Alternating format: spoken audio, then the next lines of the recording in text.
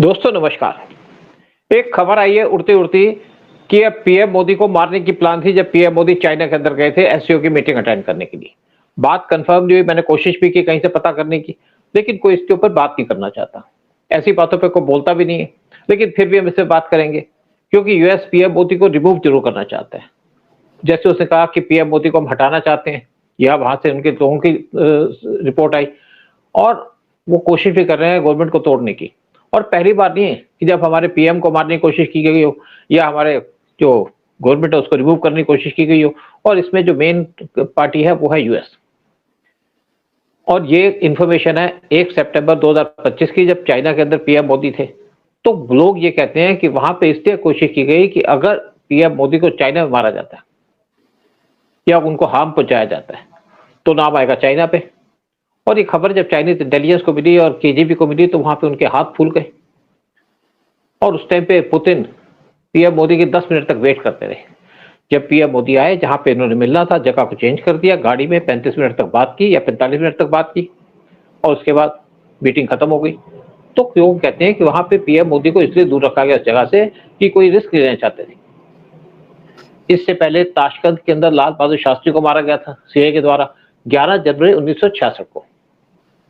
और जो उनका कुक था एक मुस्लिम था, कुछ पाकिस्तानी उससे कांटेक्ट रखा और उसको कहते हैं कि पॉइजन दे दी, जो पॉइजन मिला दी लाल बहादुर शास्त्री खाने में, और उनकी डेथ हो गई। यूएस का एक एजेंडा है कि वो जो उसको पसंद नहीं है उसको मार देता है। सीआईए का यही काम है। इंदिरा गांधी को मारा गया था। इंदिरा गांधी को मारा गया था अक्टूबर 1984 के अंदर, 31 अक्टूबर था या 30 अक्टूबर था, क्योंकि जो सिख उसके पास पोस्टेड थे उनके घर पे, वो खालिस्तान से इन्फ्लुएंस थे। स्पेशली सिखों को गुस्सा भी था इंदिरा गांधी से, क्योंकि गोल्डन टेम्पल पे अटैक हुआ था। और उस टाइम पे इंदिरा गांधी से कहा भी गया था कि आप मिलिटेंट सिखों को हटा दो अपनी सिक्योरिटी से, लेकिन इंदिरा गांधी ने मना कर दिया। जो यहाँ पे सिखों को सपोर्ट किया जा रहा था, खालिस्तानी को सपोर्ट किया जा रहा था इंडिया के द्वारा, वो किया जा रहा था पाकिस्तान की आईएसए के द्वारा और यूएस की सीआईए के द्वारा। और उसके बाद जो जियाउल हक थे, पाकिस्तान के प्राइम मिनिस्टर, प्रेसिडेंट, उनको कुछ साल के बाद मार दिया गया, और कहते हैं कि इसके पीछे रॉ का हाथ था। और ये दो ऐसे लोग नहीं है, बहुत से लोग हैं। होमी भाभा को मारा गया था सीआईए के द्वारा, जो एक सीआईए के नंबर 2 ने एडमिट किया था 24 जनवरी 1966 को, यानी कि लाल बहादुर शास्त्री के डेथ के 13 दिन के बाद उनको मार दिया गया। प्लेन क्रैश किया जिसके अंदर 130 लोग और मारे गए। ये सीआईए ने खुद एडमिट किया। विक्रम साराभाई को मार दिया गया 30 दिसंबर 1971 को, क्योंकि वो न्यूक्लियर बम बनाना चाहते थे होमी भाभा की तरह। यूएस पसंद नहीं करता कि इंडिया स्ट्रांग बने, इंडिया के पास न्यूक्लियर बम हो। जब इंडिया ने न्यूक्लियर बम बनाया तो यूएस ने हेल्प करके पाकिस्तान को न्यूक्लियर बम दे दिया। अभी आपने देखा किस तरीके से हमने नूर खान बेस को डिस्ट्रॉय कर दिया। और वहां पे जो नूर खान बेस थी उसको सीआईए ने बनाया था, पाकिस्तान के यूएस के लोग इंजीनियर्स ने बनाया था। और अब भी वहां पे उनके प्लेन जा रहे हैं उसको दोबारा रिकंस्ट्रक्ट करने के लिए। तो बहुत से इश्यूज हैं। इंदिरा गांधी की बहुत, मोदी को कहां कहां से डर था, कहां कहां से उनकी और कोशिश की गई थी, इंडिया के अंदर भी कोशिश की गई थी उनको एलिमिनेट करने की।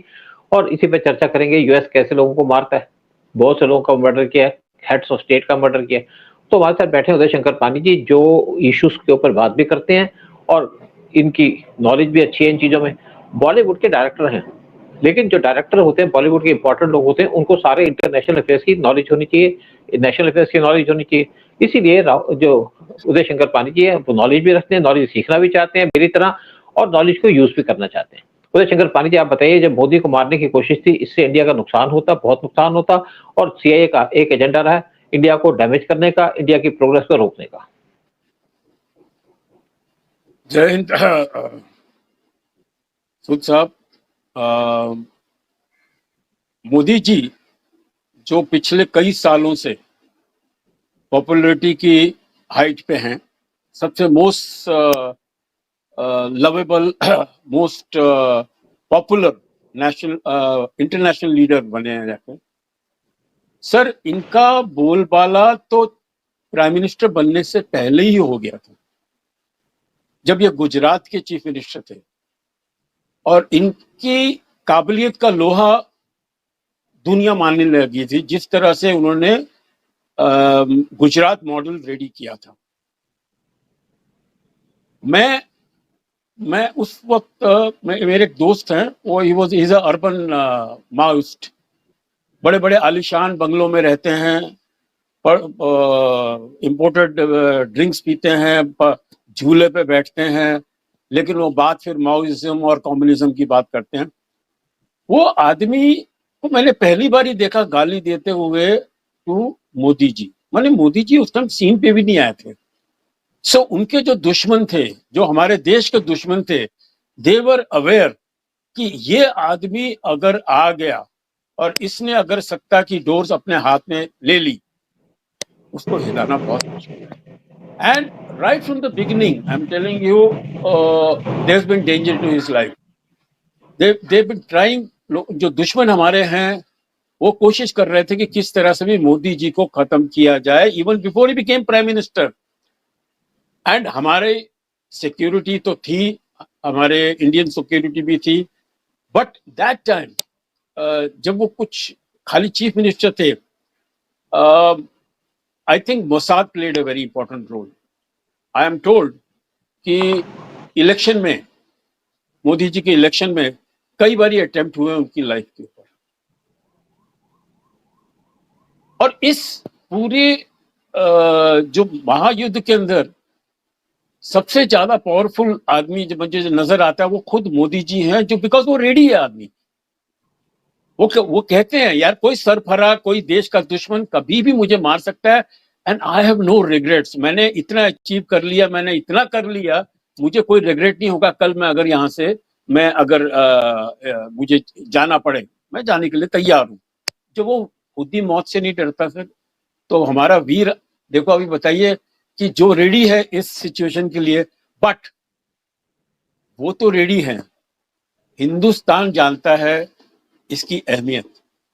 हिंदुस्तान के दोस्त, इंटरनेशनल दोस्त, वो जानते हैं मोदी जी की वैल्यू। आज वो हिंदुस्तान ही नहीं संभाल रहे, वो पूरी दुनिया को संभाल रहे।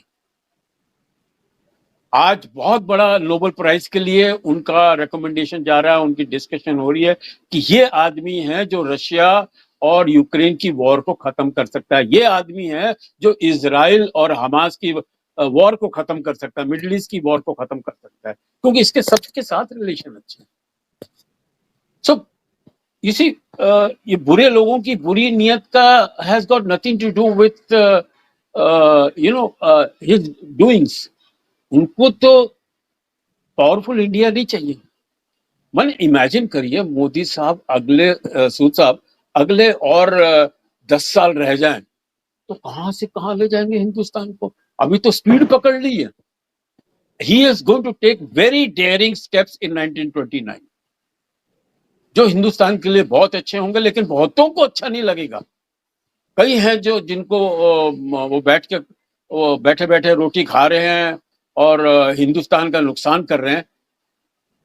तो यस, ये जो आपने बोला रशिया पे जो किस्सा कि किस तरह से पुतिन उनको ले गए 45 मिनट के लिए, इसे it sounds like a possibility. शायद हो सकता है, शायद हो सकता है, ऐसा मैं नहीं कह सकता कि नहीं हुआ हो। मे भी उनको पता लग गया हो कि there is some international conspiracy to eliminate Modi ji. और हमारा अगर कोई सच्चा दोस्त है, इस वक्त दो दोस्त हैं हमारे, दो कंट्री, एक रशिया है और एक इजराइल है। CIA अमेरिका से अल्लाह बचाए, पाकिस्तान की हम परवाह नहीं करते। पाकिस्तान तो सरफरे और टेररिस्ट बिल्कुल पैदा ही बिल्कुल करता है। बिल्कुल ये सिर्फ यहाँ पे मैच हार सकते हैं और मैच में जाके आपको क्या कहते हैं बैट उल्टा करके आप बंदूकें दिखा सकते हैं, इनके बस का नहीं, टेररिस्ट की एक्टिविटी कर सकते हैं, बाकी इनका कोई काम नहीं है। देखिए जब यहाँ पे ट्रंप से कन्फ्रंटेशन हुई थी या टेरिफ का वार स्टार्ट हुआ था, तो मोदी साहब की एक स्टेटमेंट थी, मैं क्यों इस बात को जोर दे रहा हूँ कि इन पे अटेम्प्ट हो सकती है सीए की। मोदी साहब की स्टेटमेंट थी कि मेरे को पर्सनल नुकसान हो सकता है, इसलिए पूरी पॉसिबिलिटी है कि मोदी को मारने की कोशिश की गई हो। यूएस चाहता है कि मोदी हटे और मेरा रास्ता साफ हो। आज ट्रंप को जो सबसे ज्यादा नुकसान हो रहा है मोदी की वजह से, क्योंकि मोदी उनके सामने खड़े हो गए, जिससे ट्रंप को दिक्कत हो रही है और ट्रंप तो अपना टैरिफ आ रहा है, जगह जगह फैला रहा है, लेकिन जीत कहीं नहीं रहा। बांग्लादेश में इन्होंने गवर्नमेंट चेंज कर दी क्योंकि पावरफुल है, पैसे बहुत है। नेपाल में इन्होंने डेमोन्स्ट्रेशन कर दी। अफगानिस्तान के अंदर भी घुसने की कोशिश कर रहे हैं, लेकिन उन्होंने कह दिया हम आपको घुसने ही देंगे, क्योंकि इस्लामिक कंट्री में घुस नहीं पाएंगे। जो इस्लामिस्ट हैं वहां पे जो इनका कंट्रोल है इस्लामिस्ट का, वो इनको जाना ही देंगे। चलो हम बात करते हैं इनके मर्डर की, और मैं किस तरीके से हमने बताया कि जैसे हमारे साइंटिस्टों को मारा, सारा भाई को मारा, साथ में होमी भाभा को मारा, क्योंकि ये न्यूक्लियर बम बनाना चाहते थे। 26 साइंटिस्ट अभी तक मर चुके हैं in suspicious circumstances. 26 more than that, scientist मारे मोर देन दैट, उससे भी ज्यादा। कोई मुझे 52 बोल रहा था, बट आई डोंट नो, मैंने कहा 52 शायद ज्यादा होगा, तो that's why I am saying 26, but may be more than 26। या ओके, क्योंकि मेरे पास काफी इसकी इंफॉर्मेशन भी है अपने डिफरेंट चैनल से। देखिए बेसिकली यूएस का ये एटीट्यूड रहा है। ईरानियन प्रेसिडेंट राइसी, उनकी 2024 में मौत हुई थी, और हेलीकॉप्टर जा रहे थे, 3 हेलीकॉप्टर थे जिसमें से एक में राइसी थे, और वो अजरबैजान से जाकर के आ रहे थे, हिली एरिया था। उनका प्लेन गिर गया और उनकी डेथ हो गई। बाकी 2 प्लेनों को कुछ नहीं हुआ। यहाँ पे भी शक जा रहा है कि इजराइल हो या यूएस का, सीआईए का हाथ हो सकता है। इजराइल होगा, सीआईए का हाथ होगा। विपिन रावत का जो मर्डर किया गया था वो भी बड़ा सस्पिशियस था। जिस तरीके से उनका प्लेन हेलीकॉप्टर गिरा, डबल इंजन का हेलीकॉप्टर था, ऐसे हेलीकॉप्टर नहीं गिरते। मैं भी गया हूँ हेलीकॉप्टर के अंदर, मैंने देखा है, बड़े डिफिकल्ट, बड़ा खराब मौसम था तब भी देखा, कुछ नहीं हुआ। और ये भी चलो बात है कौन उसके पीछे है, हम कह भी चुके हैं कि चाइना का उस टाइम पे हाथ था। लेकिन अगर वर्ल्ड लीडर की बात करें तो बहुत से वर्ल्ड लीडर को इन्होंने मरवाया। आप चाहे बात कर लीजिएगा जुल्फिकार अली भुट्टो की। जुल्फिकार अली भुट्टो ने यूएस की लाइन को टो करना बंद कर दिया और इंडिया के साथ रिलेशन को इंप्रूव करने की कोशिश कर रहे थे। उनको फांसी दिलवा दी गई, कोई प्रूफ नहीं था, कोई केस नहीं था, गलत केस बनाया गया और उनको फांसी दे दी गई, जुडिशियल मर्डर किया गया उनका। और इसके पीछे कुछ रिपोर्ट्स भी आई हैं, पीछे एक केस आया सामने कि जिस आदमी की बात कर रहे थे कि जिसपे जुल्फिकार भुट्टो को मर्डर दिया है, फांसी दी है, वो फेक केस था। फेक केस बना करके किसी का नाम लाके भुट्टो ने का साइन किए, भुट्टो का मर्डर कर दिया उनकी आर्मी ने, क्योंकि पाकिस्तान के अंदर यूएस का इंटरेस्ट है कि वहां पे आर्मी का रूल रहे और डेमोक्रेसी वो पसंद नहीं करते। वैसे बात करते हैं कि हम डेमोक्रेटिक कंट्री है, डेमोक्रेसी को सपोर्ट करते हैं, लेकिन डेमोक्रेसी को सपोर्ट नहीं करते। ये चाहते हैं वहां पे किसी का रूल हो, लेकिन वो उनके पैरों के नीचे रहे। म्यांमार के अंदर वहां पे जनता आई, जो आर्मी आई, तो इनको पसंद नहीं आया कि तब डेमोक्रेसी की बात करने लगे, क्योंकि म्यांमार की गवर्नमेंट क्लोज है चाइना के। चलिए सद्दाम हुसैन को कैसे मार दिया गया, झूठ केस बना करके कि इनके पास केमिकल वेपन है, और उनको मार दिया गया सद्दाम हुसैन को। उसके बाद कर्नल गद्दाफी को भी इस तरीके से मार दिया गया। ये 2 स्ट्रॉन्ग लीडर थे गल्फ के। अगर दोनों लीडर जिंदा होते तो गल्फ की जो सिचुएशन है इस टाइप की ना होती, क्योंकि ये हमास और सबको कंट्रोल कर सकते थे। स्पेशली मैं सद्दाम हुसैन की बात करूं, सद्दाम हुसैन के सामने कोई भी मिलिटेंट या मिलिटेंट ऑर्गेनाइजेशन खड़ी नहीं होती थी। देखिए कई बार फॉरेन की ट्रिप्स हुई, वहां पे पीएम मोदी को खतरा था। पीएम मोदी 2015 में गए थे टर्की में G20 के समिट को अटेंड करने के लिए।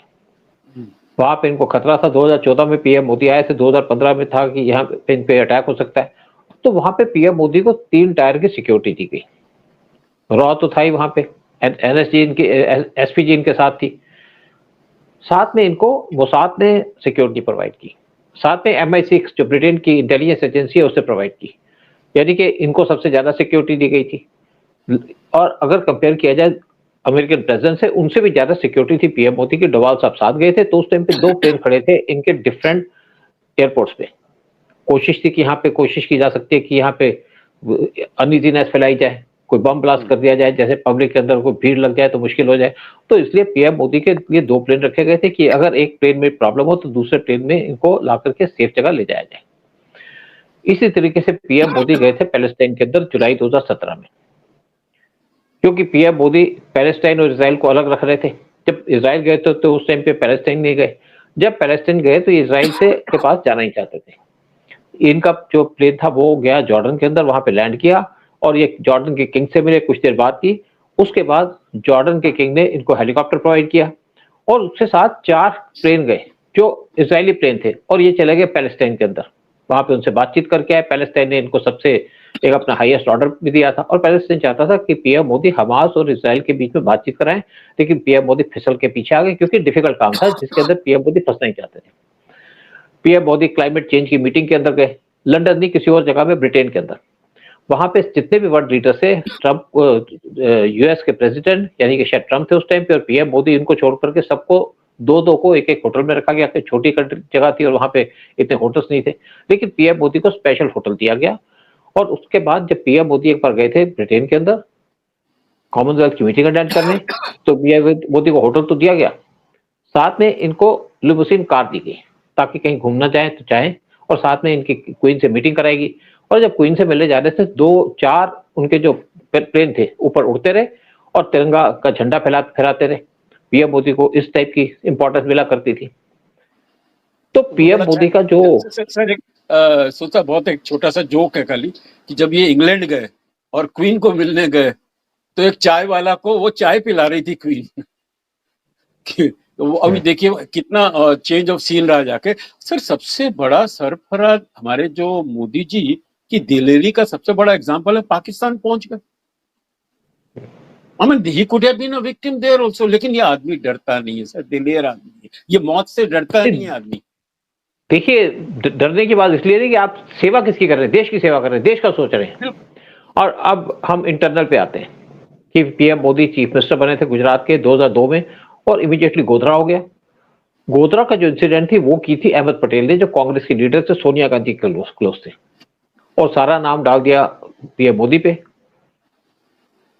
पीएम मोदी के ऊपर बहुत सी इंक्वायरी कमेटी बैठाई गई, लेकिन पीएम मोदी को किसी ने इन्वॉल्व नहीं किया, क्योंकि पीएम मोदी ने अपना होमवर्क पूरा करके रखा था और बता दिया कि मैं यहाँ पे कह रहा था कि मेरे को सीआरपीएफ चाहिए, पैरामिलिट्री फोर्सेस चाहिए, लेकिन सेंटर ने उनको हेल्प नहीं की। बहुत साल तक केस चलता रहा, इनको रगड़ते रहे। फिर 2007 में इशरत जहान का केस हुआ। इशरत जहान और कुछ और टेररिस्ट इनको मारने के लिए आए थे, जिनका एनकाउंटर कर दिया गया, और वो सारा का सारा बढ़ा गया पीएम मोदी के सिर पे, और उसी चक्कर में आपके अमित शाह को जेल भेज दिया गया, क्योंकि उस टाइम पे होम मिनिस्टर थे शायद। तो इशरत जहान के थ्रू इनका मर्डर करने की बात थी। जब 2014 में इलेक्शन डिक्लेयर हुए तो उससे पहले पीएम मोदी को नॉमिनेट कर दिया गया पीएम कैंडिडेट बीजेपी के द्वारा या एनडीए के द्वारा। तो नीतीश कुमार नाराज हो गए, उन्होंने एनडीए छोड़ दी। तो उसके बाद पीएम मोदी 2013 में गए थे बिहार के पटना के अंदर एक मीटिंग एड्रेस करने। तो नीतीश कुमार पटना से दूर चले गए, और जब वहां मीटिंग हुई तो लोग बहुत दूर दूर से आए, अपनी गाड़ियां तो छोड़िए, बैलगाड़ी में आ गए, कोई पैदल आ गया 20-20, 50-50 कोस से, और वहां पे बड़ा मैदान के अंदर भीड़ लगनी शुरू हो गई। लेकिन उसी टाइम पे वहां पे बम ब्लास्ट हो गया, और ये कहा जाता है कि नीतीश कुमार जानबूझ के छोड़ के गए थे, और कुछ लूप होल छोड़ दिए गए सिक्योरिटी के, क्योंकि जो लोकल सिक्योरिटी का काम होता है वो लोकल पुलिस का काम होता है। और वहां पे बम ब्लास्ट हुए, 7 लोगों की डेथ हुई थी, कुछ बम ब्लास्ट हुए, लेकिन पीएम मोदी सेफ रहे। इनके पास एसपीजी की सिक्योरिटी जरूर थी, और उस टाइम पे पीएम मोदी पे ये अटेम्प्ट की गई थी उनको मारने की। इसी तरीके से पीएम मोदी गए थे वेस्ट बंगाल में, जब वहां पे इलेक्शन हो रहे थे, 2020 की बात है। तब वहां पे शमियाना गिर गया, और वहां पे भी एक कॉन्स्पिरेसी थी। एसपीजी खड़ी थी, एसपीजी ने उस सिचुएशन को संभाल लिया, तो और इंसिडेंट कुछ नहीं हुई, यानी कि कोई नुकसान नहीं हुआ। फिर आपको याद होगा, शायद 2021 की बात है, जब कांग्रेस की गवर्नमेंट थी पंजाब के अंदर, चन्नी वहां के सीएम थे, पीएम मोदी ने जाना था पंजाब के अंदर फिरोजपुर पे बॉर्डर के एरिया पे, लेकिन वेदर खराब हो गया तो पीएम मोदी रोड से जा रहे थे। जब एक पुल पे पहुंचे तो पुल के ऊपर सामने, वहां पे बड़ा लंबा पुल था, वहां पे सामने डिमॉन्स्ट्रेशन करा रही किसानों के द्वारा, जो काम था कांग्रेस का, और इनका जो काफिला था, यानी कि जिनके साथ एसपीजी की टीम थी, वो वहां पे खड़ी रही 1 घंटे से ऊपर। सर वो तो कांग्रेस का भी सब कांग्रेस की गेम थी, और इट वाज इंटरनेशनल कॉन्स्पिरेसी है by using the Indian farmers to create a Z अपना जेन जेड टाइप, जो भी हमारे नेपाल में हुआ, तो उसी तरह का जो बांग्लादेश में हुआ, उस तरह का रिवोल्ट कुछ क्रिएट करने की कोशिश कर रहे थे। वहां पे देखिए उदय वहां पे देखो, ऐसा था, जो सिचुएशन थी ना, वहां पे कुछ लोग खड़े हो गए थे ब्रिज के सामने, क्योंकि बड़ा लंबा ब्रिज था। तो सामने लोग खड़े हो गए तो मुश्किल हो गया। जो पुलिस थी उसने कोई अटेंशन नहीं दी, क्योंकि चंदी ने इनको डायरेक्शन दे दी थी कि आप कुछ नहीं करेंगे। और वहां पे हमारे आर्मी भी क्लोज थी, क्योंकि फिरोजपुर के काफी क्लोज था, आर्मी के हेलीकॉप्टर उस टाइम पे स्टैंड बाई में आ गए। लेकिन पीएम मोदी ने मना कर दिया कि कोई आर्मी का यहाँ पे आएगा नहीं, क्योंकि कांग्रेस का एक एटीट्यूड था, या सोनिया गांधी के डायरेक्शन पे सारा काम किया गया था कि यहाँ पे आर्मी बुलाओ, लोगों को मारो, उसके बाद पीएम मोदी का नुकसान हो या पीएम मोदी पे हमला हो जाए। उसके बाद पीएम मोदी जब दिल्ली वापस आए तो एयरपोर्ट पे उन्होंने एक सीनियर जो पुलिस का ऑफिसर था उससे कहा कि आप अपने सीएम को बता दो कि मैं जिंदा हूं। इसका मतलब है कि पीएम मोदी समझ गए थे कि उनको मारने की साजिश है, और ये सारी साजिश की गई थी कांग्रेस के द्वारा, सोनिया गांधी के द्वारा, क्योंकि सोनिया गांधी ऐसे काम कर सकती है। इवन देखिए जब ज्ञानी जैल सिंह का मर्डर हुआ, उसके बाद प्रेसिडेंट हट चुके थे, उनको एग्जैक्ट सिक्योरिटी थी, और वो जब चंडीगढ़ से आगे था, कुछ जगह से आ रहे थे, तो उस सामने से ट्रक ने आके उनकी गाड़ी पे मार दिया। और यहाँ पे बहुत से लोग, क्योंकि उससे पहले उन्होंने कहा था कि मैं सोनिया गांधी के बारे में कुछ डिस्क्लोजर करूंगा, और उनकी डेथ हो गई, लेकिन बाकी किसी को नुकसान नहीं है। उनकी गाड़ी पे हिट किया गया, लेकिन साथ में जेड सिक्योरिटी थी, वो साइड पे हो गई। तो ये भी एक प्लान थी। तो इसी तरीके से ये कहा जाता है कि जब आपके पंजाब के अंदर उनके काफिले को रोका गया, तो पूरी कोशिश थी या तो इनको मार दिया जाए, या अगर यहाँ पे आर्मी आए तो यहाँ पे सिचुएशन खराब होकर के बहुत सारा कुछ मोदी के चिखड़े सिर पे फोड़ दिया जाए कि मोदी की वजह से यहाँ पे लोग मरे हैं। लेकिन मोदी हर एक जगह से चुपचाप निकल जाते हैं। वो ये नहीं चाहते कि यहाँ पे कोई इंसिडेंट ऐसी हो जिससे उनको नुकसान हो। फिर 2000 जब मणिपुर के अंदर प्रॉब्लम हो रही थी, तो बार बार राहुल गांधी कह रहे थे कि मोदी क्यों नहीं जाते मणिपुर के अंदर। मोदी नहीं गए क्योंकि उनको एडवाइस थी कि आप मणिपुर नहीं जाओगे। अभी गए हैं, वो बात दूसरी है। उस टाइम पे क्योंकि यहाँ पे इनका, वहां पे मैती जो हिंदू हैं उनका डिस्प्यूट चल रहा था, चिन जो क्रिश्चियंस हैं, और ये कहा जाता है कि उस टाइम पे पूरी इंटेलिजेंस रिपोर्ट थी कि अगर मोदी साहब वहां जाएंगे, क्योंकि हिली एरिया है, पहाड़ भी हैं, पेड़ भी हैं, सब कुछ है, तो इनके ऊपर अटेम्प्ट हो सकती है, इनको मारने की कोशिश की जाती है। और पूरी बात थी कि मोदी को मार दिया जाता है, मारने की कोशिश की जाती अगर ये मणिपुर जाते। लेकिन एक बात बता दूं यहाँ पे, अगर ये कांग्रेस की साजिश होती मोदी पे अटैक करने की, तो जितने कांग्रेसी हैं या कांग्रेस के टॉप लीडरशिप है, उनको पेड़ से टांग के लटका करके मार दिया जाता, चाहे कोई गांधी फैमिली का हो चाहे कोई हो। लोगों को शायद पता नहीं है, कांग्रेसियों को पता नहीं है कि मोदी के मारने या मोदी को नुकसान पहुंचाने पे उनका कितना नुकसान होगा, लेकिन एफर्ट करते रहते हैं। और आज जो पीएम मोदी को मारने की बात की गई है, जिसका नाम हुआ है, थोड़ी सी इंसिडेंट हुई है या कोई खबरें आई हैं कि सीए मारना चाहती है, सीए ने, जैसे मैंने बता दिया, बहुत से लोगों को मारा है, बहुतों को मारेगी। ये इनका एजेंडा ये है, क्योंकि ये उन लोगों को सेव करती है जो इनके साथ रहते हैं, उनको अपने नौकर बना के रखती है, उनको पालती है। लेकिन जो इनके खिलाफ जाते हैं या इनकी बात नहीं मानते या इनके एजेंडे पे काम नहीं करते, उनको टारगेट करती है। जैसे मैंने बहुत से लीडर्स के बारे में बताया, जैसे सद्दाम हुसैन के बारे में बताया, बेनजीर भुट्टो। बेनजीर भुट्टो का तो अलग है ना। बेनजीर भुट्टो को तो मुशर्रफ ने मरवा दिया, खैर वो तो उसके नाम पे आम आते उस टाइम पे। हाँ, डायरेक्टली इनको भी नॉलेज होगी। लेकिन जहां तक जुल्फिकार अली भुट्टो की बात है, वो तो क्लियर बात है। सर, इमरान खान को भी अंदर रख के टॉर्चर कर रहे हैं, उसको बेचारे को रखा हुआ है क्या? What is it? ये भी अगेन कॉन्स्पिरेसी है ना? हाँ, मारा तो नहीं है ना, कॉन्स्पिरेसी है, बिल्कुल ठीक बात है। और इमरान खान को था कि अगर यहाँ पे ट्रंप आ जाएगा तो मुझे छोड़ देंगे, लेकिन ट्रंप ने उसे उम्मीद थी, बड़ी थी, हमको भी बड़ी उम्मीद थी, लेकिन ट्रंप ने कहा कुछ, पावर में आके ये पूरे कंट्रोल के अंदर आ गए डीप स्टेट के, और ये वहां पे मुनीर के साथ मिल गए। और इमरान खान झाड़ जाए भाड़ में, इनको क्या लेना देना, इनको लेना देना किससे नहीं है। इन ह्यूमन आदमी है जो आपके यूएस के लोग हैं, ये इन ह्यूमन है, इनके अंदर ह्यूमैनिटी नहीं है। ये बातें करेंगे डेमोक्रेसी की, हम डेमोक्रेटिक कंट्री हैं, डेमोक्रेसी को सपोर्ट करेंगे, सपोर्ट करते हैं मिलिटेंट्स को, सपोर्ट करते हैं मिलिटेंट ऑर्गेनाइजेशन को। अगर आज पाकिस्तान के अंदर मिलिटेंट बैठे तो उसको यूएस की इनडायरेक्ट पूरी सपोर्ट है। अलग आप कुछ देर तो बात छोड़ दीजिएगा, जब पहले यहाँ पे मिलिटेंसी चलती थी कश्मीर के अंदर, और इनके यूएस के या पाकिस्तान के मिलिटेंट्स आते थे, तो पूरी इंफॉर्मेशन दी जाती थी पाकिस्तान को और यूएस को कि ये मिलिटेंट यहाँ पे आ रहे हैं, लेकिन यूएस ने कुछ नहीं किया। अब मेरे पास डेफिनेट इन्फॉर्मेशन है कि क्या क्या इन्फॉर्मेशन दी गई, किस किस के आदमी के बारे में बताया गया जो यूएस में बैठ के काम करते थे। लेकिन यूएस का एटीट्यूड तब चेंज हुआ जब यूएस के अंदर 26/11 हुआ, 9/11 हुआ, जब 9/11 हुआ यूएस के अंदर, तब उसको थोड़ी समझ में आई। लेकिन फिर वो आज मिलिटेंट के साथ है, हमास को सपोर्ट करता है, आज पाकिस्तान को सपोर्ट करता है, पाकिस्तान के मिलिटेंट को सपोर्ट करता है। लेकिन इनका ये एटीट्यूड है, हमें किसी से क्या लेना देना। लेकिन हमारा जो कंसर्न है वो है मोदी का।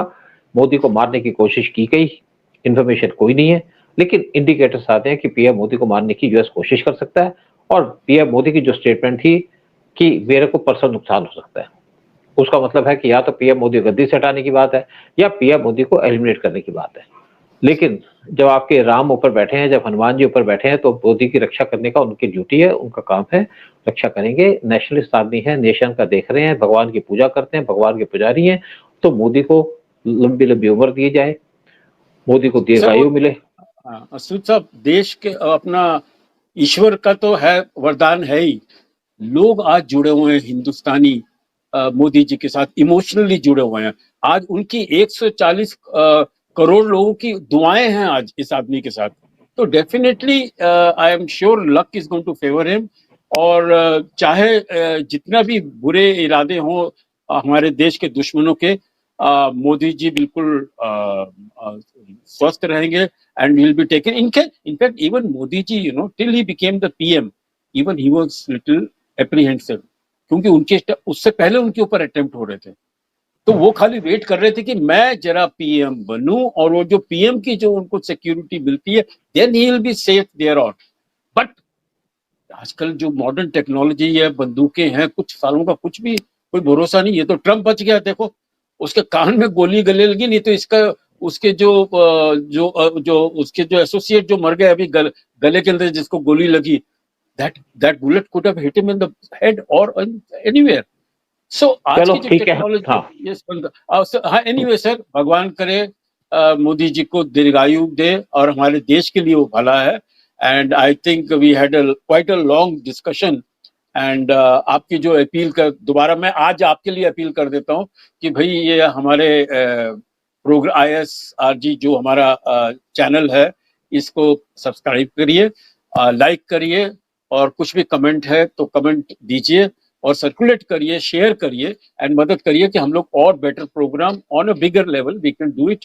And well, that's it. Thank you very much सब लोगों जय हिंद, को, जय भारत। और जय हिंद, जय भारत एंड वंदे मातरम।